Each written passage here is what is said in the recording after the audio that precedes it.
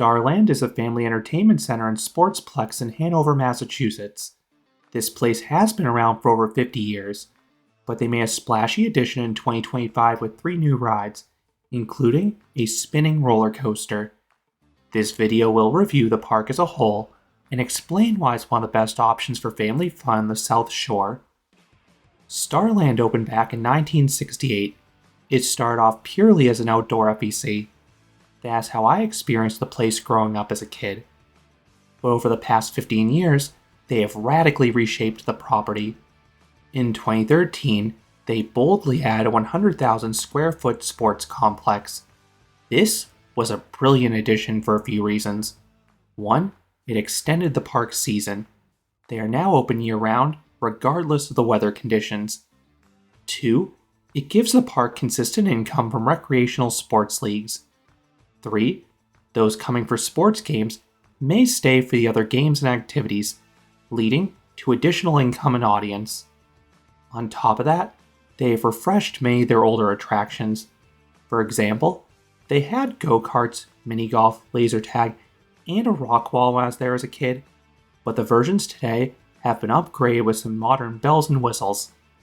So the whole facility feels fresh and modern despite its age. Then in 2025, they added 3 new amusement rides, including a spinning roller coaster. I know a majority of guests come for the Sportsplex, and it looks great. Much better than a lot of the indoor facilities where I play soccer or ultimate frisbee down near Providence.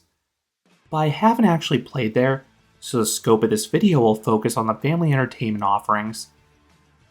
Running through the attractions, I will start with the outdoor stuff. These are seasonal and weather dependent. The most popular thing here is the go-kart track. Their carts are fully electric, and there are single and double carts available. It is a figure-8 course with a short tunnel and a track crossover. The limited directional changes do restrict your ability to pass, but there are 2 modes that add some excitement. The more common mode is that you get 2 speed boosts per race. If you use this on a straightaway, you can typically pass a few cars. The second mode is essentially real-life Mario Kart, as you ride over power-ups and coins on the track. You have to ask staff members specifically to run this mode, though. Next door are some batting cages. These are currently closed, but they do have a wide range of speeds available. The current mini-golf is a newer style course relying on banking and landscaping. However, I personally preferred the older course, which had all sorts of crazy obstacles. This was unfortunately removed to accommodate the Sportsplex. The way they add some flair to the current experience is via a randomized wheel that gives weird instructions before putting. Then there's an interesting rock wall. There are 5 different sides to choose from, with varying difficulty levels. 2 are your standard rocks. I think the right one specifically is the hardest one offered. 1 is more like a ladder. This is the easiest route and seemed the most popular with children. 1 is this unique side climb. This is super narrow, but there are plenty of holds available. And the final one has you climbing a series of pipes, which uniquely will flash if you hit the button at the top. Now let's run through the new additions. These are geared more towards kids, but they can comfortably accommodate adults as well. The spin coaster is an SBF Visa spinning coaster. It is the exact same layout that can be found at Palace Playland, Quasi, and the former Edaville Railroad. It is a short figure-8 layout. It has the height and speed of a kiddie coaster, but the ride can get quite exciting in an off-balanced car. These things can build up a pretty fast spin, much more so than the other clones I have ridden. The drop tower is an SBF Visa model. It too is not overly tall, but it has a long cycle, and the bounces offer a nice tummy-tickling sensation. This replaced an older drop tower in Hammered, built by Altitude Attractions. That one had a bit more pep to it, but it only had 1/4 of the capacity. The final new ride is Frog Jump, a small jump around. It is pretty mild, but you get a solid bounce every so often. Going inside, there is a modern arcade. There are roughly 70 games, and they cover a wide range of genres. Most are downstairs, but there are some additional games upstairs in the restaurant, including 3 different pinball machines. There also is an XD Dark Ride, which is a Triotech shooting simulator. There are 6 different videos to choose from, giving it quite a bit of re-ride value. The motion base has limited movement, but it does add to the experience, and the videos have plenty of targets. As a plus, this one is a small arena, meaning it's quite easy to see where you're firing. It can get a bit too chaotic on the larger models. In the back of the indoor area is a set of bumper cars. These have a club-like atmosphere with the flashing lights and music. The arena is on the smaller side though, and the cars have limited power. I think the best part about these is how you can shift the levers in opposite directions to spin like a top. The final attraction is laser tag. It is a relatively small one-story arena, but this one is unique where you can take aim at targets hidden about the arena as well as other players. Now let's run through the pricing. This is the main con with Starland in my opinion, if you are comparing it to a traditional amusement park. Parking and admission are at least free like most FECs. You can then choose what you want to experience. Most attractions cost $8 to $11 per person per ride. Many do run long cycles, at least in an attempt to maximize your value. I think those prices are a bit high for the standard amusement rides, but those are very fair prices for the mini golf, go-karts, and laser tag, based off what they typically cost elsewhere. Alternatively, you can purchase a day pass for $69.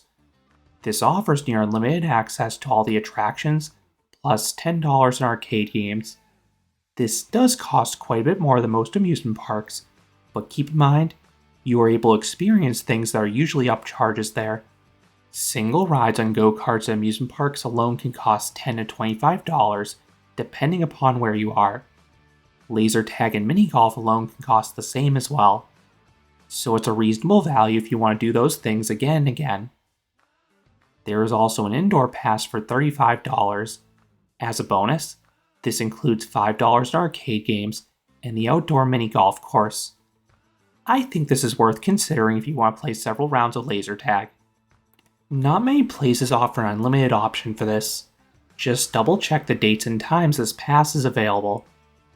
Then most arcade games cost $1 to $2 each, which is a bit more than some of the other arcades in the area. But all the games are operational, new, and in tip-top shape. Another perk with the price is that it does keep lines to a minimum. I have never had to wait more than 5 or 10 minutes for anything here throughout the years. And unlike some pay-per-ride places, they are quick to send an attraction even if there aren't many people on board. I find some places tend to wait several minutes in between cycles if they're not fully loaded. They do sometimes rotate ride operators in quieter periods, but this is not too big of an issue for me. If you encounter an attraction that is not staffed, there will be a sign telling you where to go to find someone, which is easy and quick enough.